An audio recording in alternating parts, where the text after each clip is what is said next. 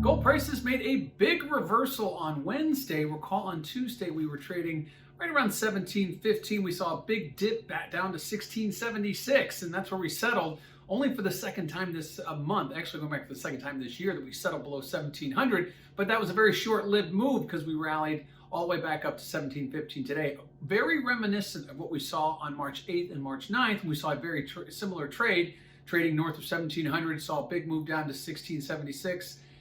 Next day immediately rallied it higher, so back to 17. So the market obviously is showing some susceptibility to trading below 1700, but hasn't spent any real time there in a long time. So the two moves we've seen have been quickly reversed this month.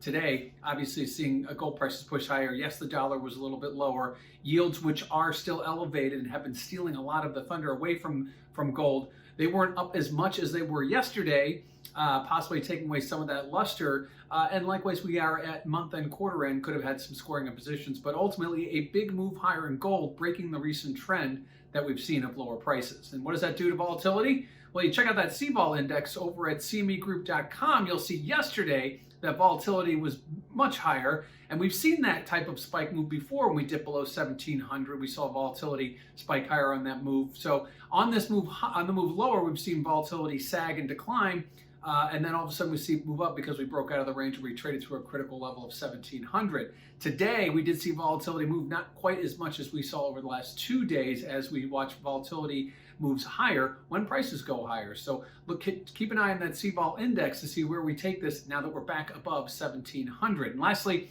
let's look at positioning. We talk about this a lot. Speculators are kind of the canary in the coal mine that kind of give you a sense as to where the next move is coming from.